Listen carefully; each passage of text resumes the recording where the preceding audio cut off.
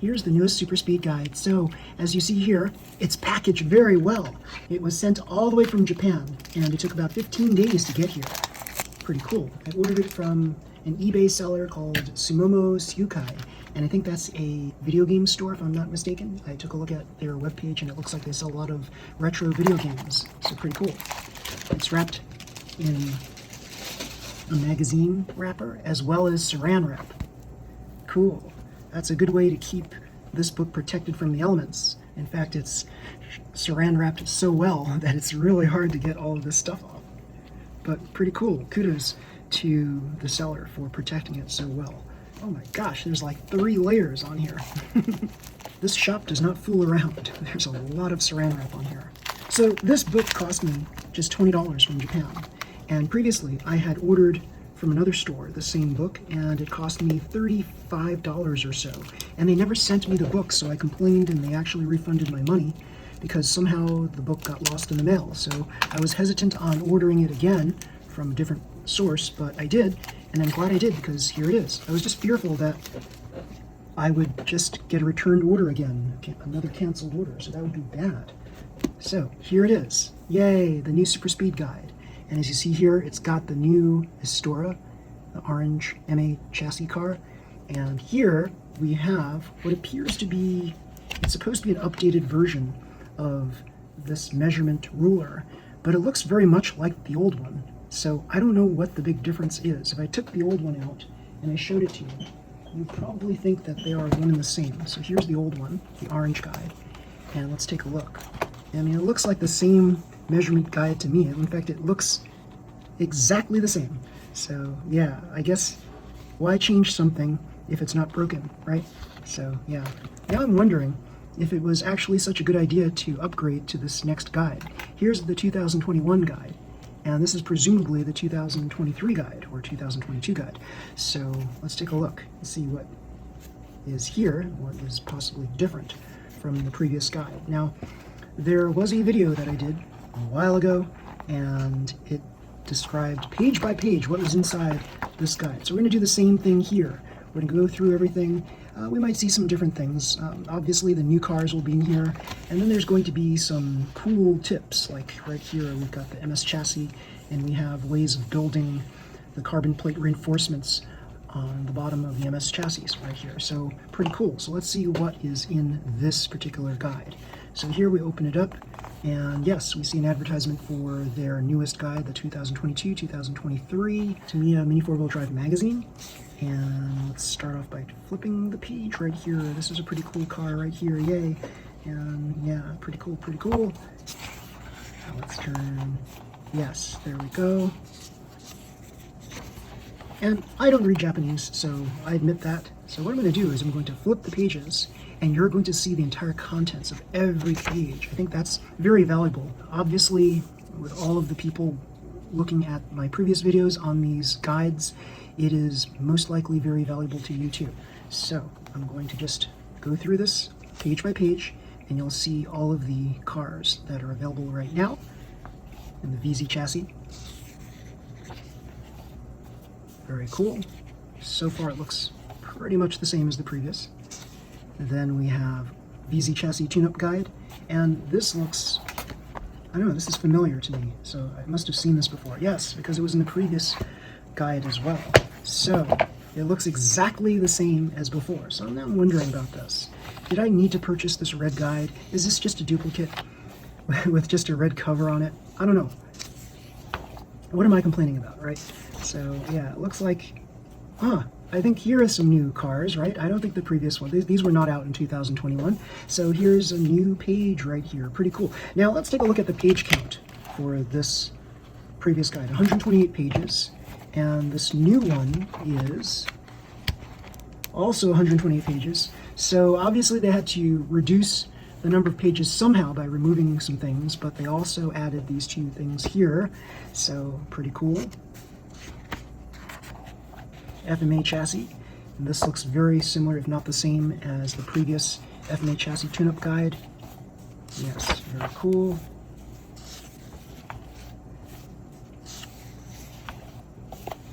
I suppose every year they when they add new cars, they probably subtract old cars as well. And so that makes room for the new cars in their guide. Here's the NA chassis tune-up guide. We'll move on to AR chassis. Very cool.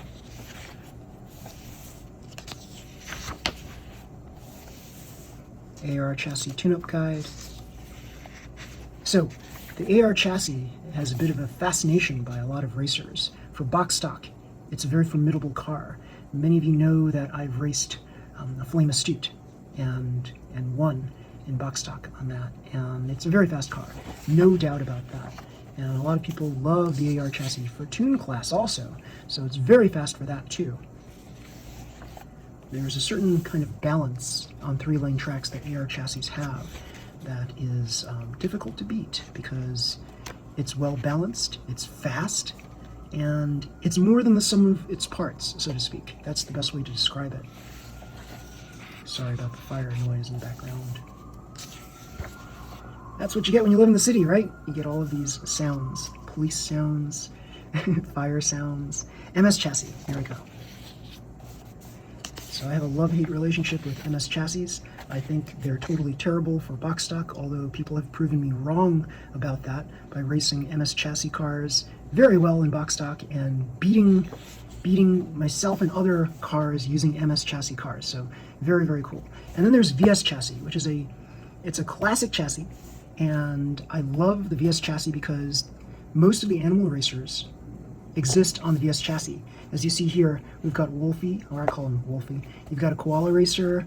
You've got this mock bullet with a person in it. Very cool. And if you look down the line of VS chassis, you'll see all these other things, but I don't want to list them here because they only devoted a fixed number of pages to the VS chassis, unfortunately. And then it just turns over to this part here. This is part 2 of the guide, as you see. It looks like some shops that sell mini 4-wheel drive cars. Yeah, and what is this? Oh, this is a section on building your cars. Very cool. Some of this stuff should be common knowledge for a lot of you who are avid builders of mini 4-wheel drive cars. So yeah, pretty cool, pretty cool. Section 3 on motors. Very cool. We all have seen this guide before. We know which motors we can use for box stock. That's the white end bell.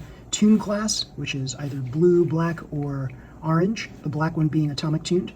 Here are the dash motors for open class, and here is the forbidden fruit right here. You are not supposed to be using ultra dash or plasma dash for any of the classes that are open class or below. So yeah, this is just one of those things where you're not supposed to be using ultra dash at all. So what is ultra dash good for, you might ask? They do have races that do allow ultra dash motors, but it depends on the racing event. You're going to have to talk to your racing event organizer to see if they allow ultra dash. But in general, in the official Tamiya races, ultra dash is not allowed in open class. So here we go with the descriptions of the different motors here. Yes, how fast they are, the amount of torque they have, things like that. Some small information on the motor covers for these motors.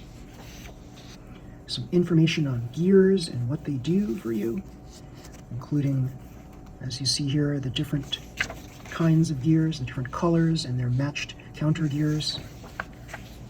We have some information on, oh, there, that's a hollow shaft right there, yes, and how that compares to your standard steel shaft right there. So as you know, in open class, you want to try to shape your pinion on the end of the shaft to look more like that. So you taper it 45 degrees here, 45 degrees up here, and then you've got a good shaft for open class. You can't do that in tune class though. You're not allowed to modify things like that in tune class. So here, different tires, and then different wheels for the tires. And as you see here, this is one of those tires that this kind of sparks the imagination, I think. The fact that this tire looks like it's wide, but it's actually tapered towards the ends. And so you have very little contact point between the tire and the track. And that could be good for all sorts of applications. It's just like this one here. You've got a more narrow amount of tire hitting or connecting with the track. Pretty cool. In some cases, you want more tire to connect with the track, but in other cases, you might want a smaller amount connecting to the track. And I liken that to like a Mini Cooper, for example. Mini Cooper with its very narrow tires, it's very fast around certain kinds of tracks, and much more so than cars that have much wider grip tires. You got the different types of tire material for your tires. Pretty cool. And here we have some information on angling your rollers, because you want to make sure that your rollers are set at a certain angle, especially the front rollers, so that they're angling downward. And by having the rollers angle downward, then you've got that downforce happening there. So it keeps the car on the track. So these things hit the sidewalls, and it's always directing the force downward.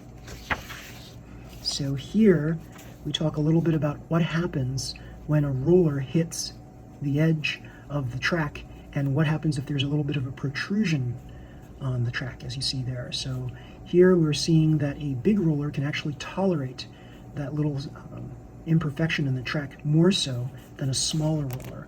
Now, this is very highly dependent on the tracks you race on. So if a track is taped up perfectly and there's no chance for something like this to happen, these little imperfections in the track, then you can use whatever size roller you want, and yeah, the effects will be more or less what you expect them to be based on everything that you read and researched on your own on these rollers. However, if there are imperfections in the track, then you have to account for that, and you have to make sure that your car can at least deal with these kinds of effects on the track. So section 7, stays. So carbon stays, FRP stays, here are the different types that are available, and there's a whole bunch of different stays that you can purchase for your cars. And you can basically arrange them in certain ways and connect them in certain ways to achieve certain effects. The open class racers especially like to try to build things that are kind of unique, things that are called gimmicks. So these gimmicks allow your car to behave in certain ways that a standard issue carbon or FRP stay would not allow you to do. So sometimes you might want carbon stays that are arranged in a way to provide you with a pivot, so that these rollers that you have on the car can swing up, rock back and forth, or even tilt. Tilt one way higher, other way higher, things like that. And the front, you can arrange your carbons and shave them down in such a way that you can create what you see here, which is called the DXN front AT bumper. So here, this is held by rubber bands and O-rings, that is. And yes, these can bend back. And the nature of this, you can also tilt each side up, and they also tilt upward slightly, but you don't want them to tilt upward, right? Because yes, upward thrust is bad. This tilts down also. Pretty cool.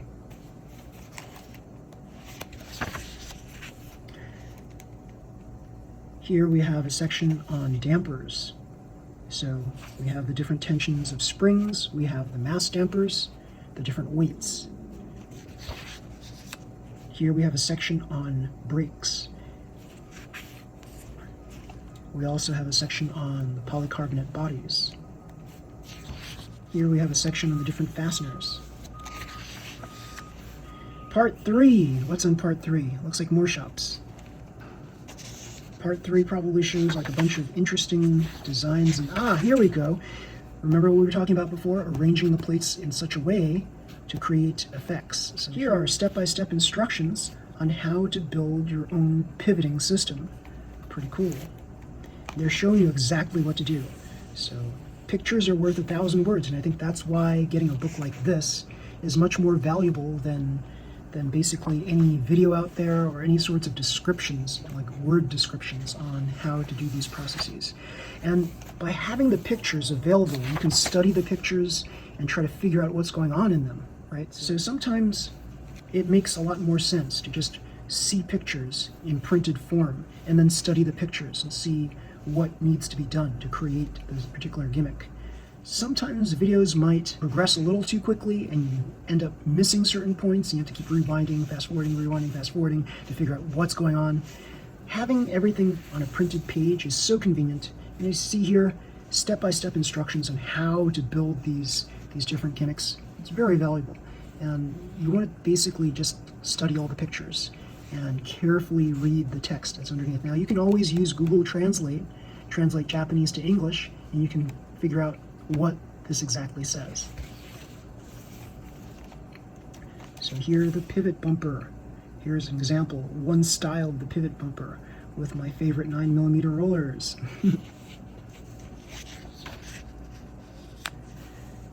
We talk about this little device that looks like a toy. This thing here creates countersunk holes for your countersunk screws. Very valuable tool. I wish it was a little stronger. It's not that strong. So you have to be very patient using it.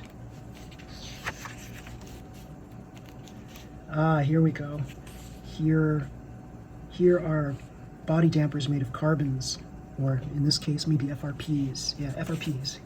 So here is a section on how to create body dampers using FRP plates.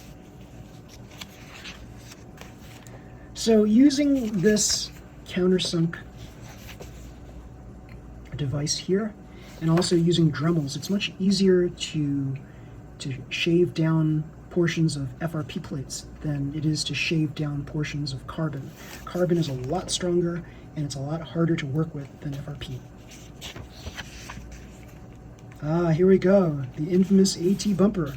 This is the DXN style AT front bumper. Now some people might have or take issue with my calling it the DXN AT front bumper, but it's been popularized by the folks at DXN, so a lot of people actually do refer to it as the DXN AT front bumper, which is a testament to how respected the DXN shop is.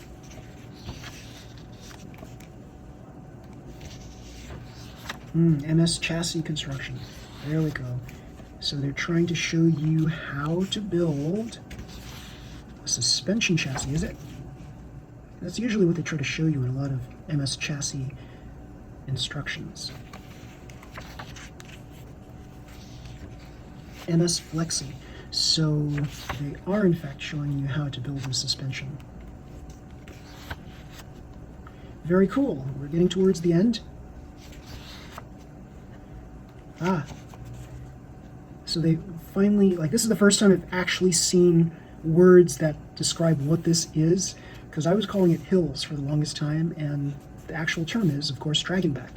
So I started calling these things dragonbacks like not long ago, but before that I was calling them hills. Because they are hills. And this is a bouncing straight. Only in 5 lanes.